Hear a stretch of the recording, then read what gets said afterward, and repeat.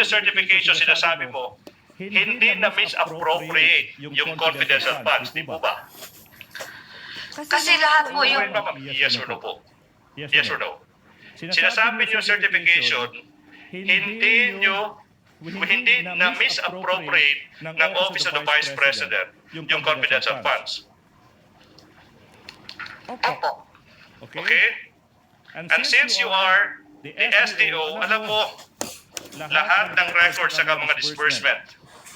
Di po ba? Galing po kay Sir Lachika yung lahat, Your Honor. Iba na sa SDO now. As an SDO, alam mo rin saan, paano, at kanino disperse ang confidential funds. Tama po ba? Based po sa mga document na binigay sa akin ng security officer, Your Honor. Alright. There you go again. Now, let's go to an acknowledgement receipt. PI 81382.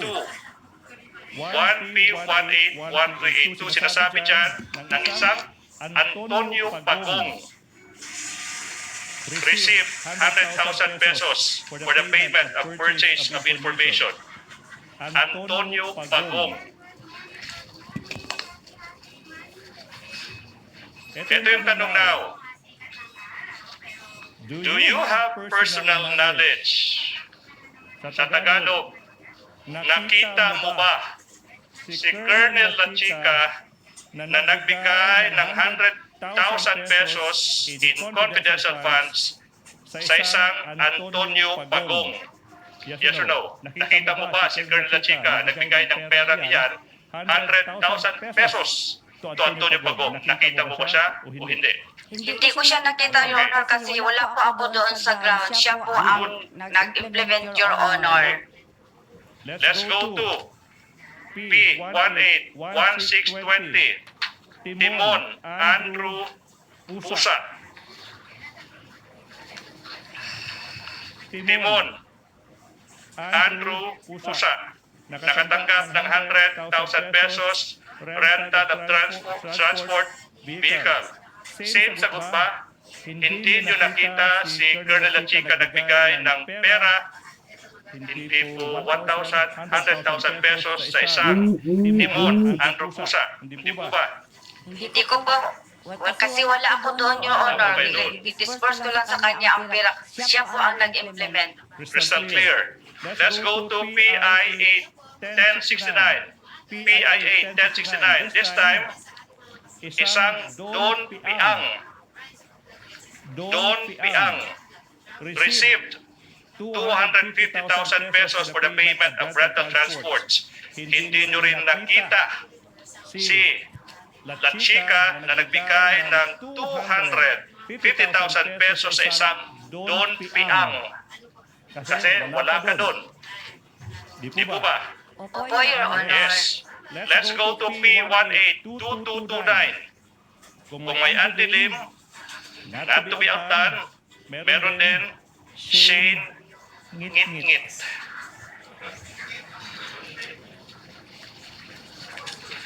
Translation, Ngit-Ngit, Bisaya or madilim. Nakita nyo ba si Lachika na nagbigay ng 150,000 pesos sa isang Shane Ngit-Ngit o hindi mo rin nakita? Di po ba? Hindi ko nakita, Your Honor, kasi wala po ako doon sa ground. Si Colonel Lachika po, na security officer, siya po ang nag-implement, Your Honor. Hindi ko nakita kasi wala ako sa ground. Good. Now, last. May isang acknowledgement receipt. P18612. I should be careful. Binigay sa isang Soniso Belat. Soniso Belat. Tanong, nakita mo ba si Colonel Lachika na nagbigay ng 100,000 in confidential funds sa isang Soniso Belat? Hindi ko po nakita, Your Honor, kasi wala po ako sa ground. Siya po ang security officer namin, Your Honor, at siya po ang nag-implement ng mga confidential operation, Your Honor. Therefore, Madam, sino po kung meron man, ang nag-verify na totoo, sakto, legal, lahat ng ginawa ni Colonel La Chica. Nag-verify po ako sa kanya, Your Honor. Tinanong ko po siya, Your Honor. Tapos yun ang sagot niya, Your Honor.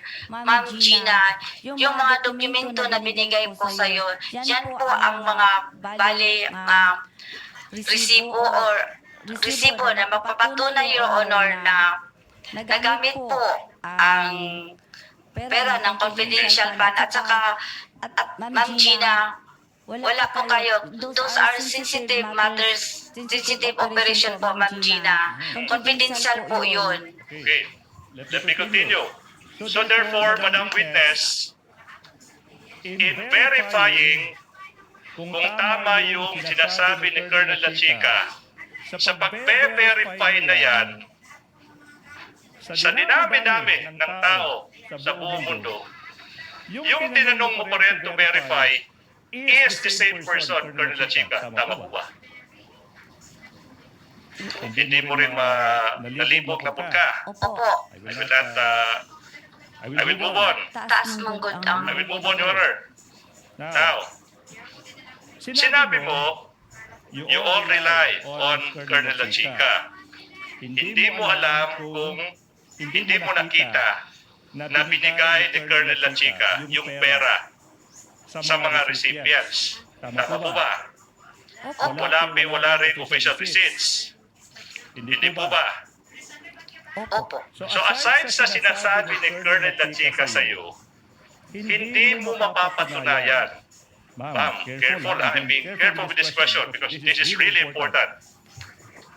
Aside po sa sinasabi ni Colonel La Chica sa iyo, hindi mo ngayon malalaman kung totoo ba na binigay ni Colonel La Chica yung pera, for example, kay Suniso Belan. Hindi po ba? As an answer, Your Your Honor. Honor, these are really important questions. Witness will answer. Na-interrupt ako. Yes po, ma'am.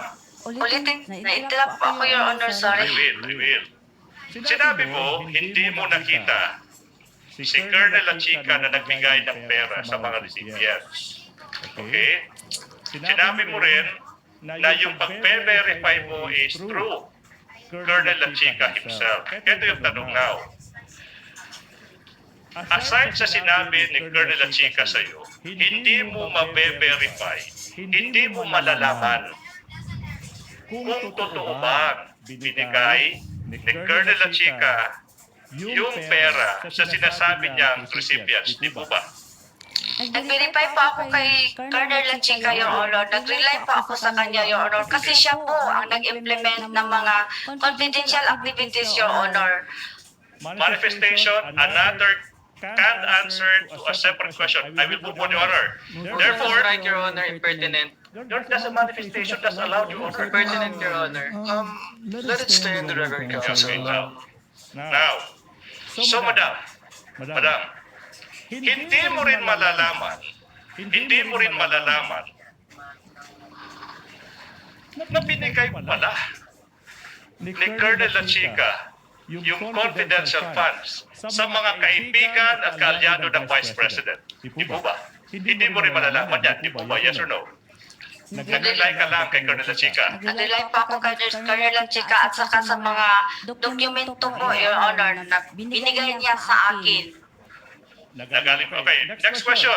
Hindi mo rin malalaman, ma'am, na in fact, binigay ni Colonel La Chica yung ₱500 million pesos sa Vice President himself. Hindi mo rin malalaman yan. Misleading, Your Honor. Your Honor.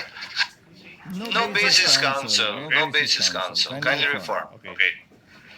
Hindi mo rin malalaman, ma'am, na yung 125 million pesos nagamit not in 11 days, but in just 24 hours. Hindi mo rin malalaman yan. Same objection, Your Honor. Counsel, I'll allow you to proceed with on a short leash of this line of questioning. That's the last point, Your Honor, for this. Ma'am Gina, simple po yung tanong. Dahil inasahan niyo lang po yung binigay sa inyong dokumento at sinabi ni Colonel Lachica, kung totoo man o hindi, yung sinabi niya sa inyo at dokumento niya binigay, wala po kayong personal na kaalaman dahil hindi niyo po nakita ang ginawa niya talaga yun. Tama po? Tama po, kasi siya po ang nag-implement. Siya po ang nasa ground. Siya po ang nag-implement ng mga activities regarding confidential, Your Honor. At siya po ang itinalaga. Meron po siyang order, Your Honor, as security officer, Your Honor.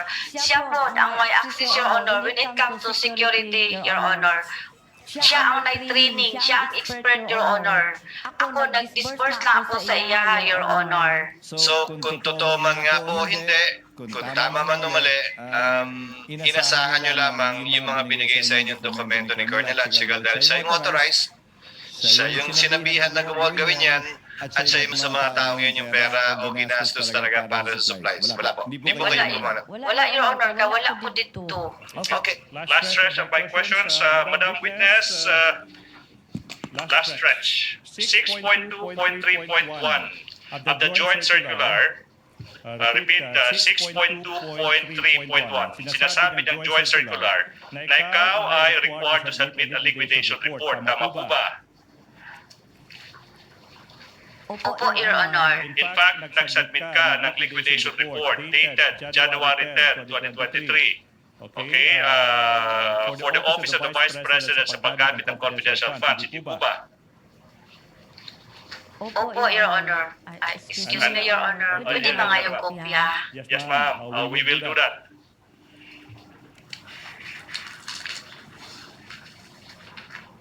Salamat po.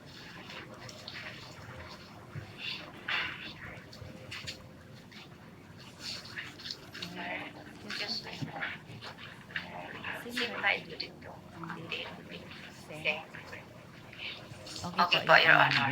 Now, so sinicertify mo na lahat ng mga data nasa reports are correct, di po ba? Sinicertify ko po ang kung ano ang nakalagay dito sa liquidation report na ito. Now, opo ma'am, I'm showing you now liquidation reports for the first, second, third quarters ng 2022.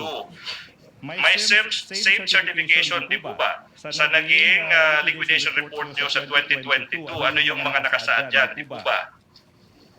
Same ano yung sinecertify nyo sa liquidation report, di po ba? Opo, Your Honor. In fact, yung pangalang Sara Z. Duterte as Vice President, makikita natin sa liquidation reports for the fourth quarter of 2022, diretso na, first, second, third quarter ng 2023. Tsaka may pirma sa pangalang Sara Z. Duterte sa mga dokumento yan. Yung mga pirmang ito, mga pirma ng ating Vice President, hindi po ba? Pirma po niya ito, Your Honor. So sinasabi nyo na yung Vice President din nag-certify sa lahat ng liquidation reports pinakita sa iyo, in total, ₱500 million pesos, 500 million pesos. Sinasabi din ng Vice President na tama yung pinaggamitan ng confidential funds, hindi po ba? Ang sinertify po niya dito, Your Honor, is purpose of cash advance duly accomplished. Yes. Now, I will repeat this question.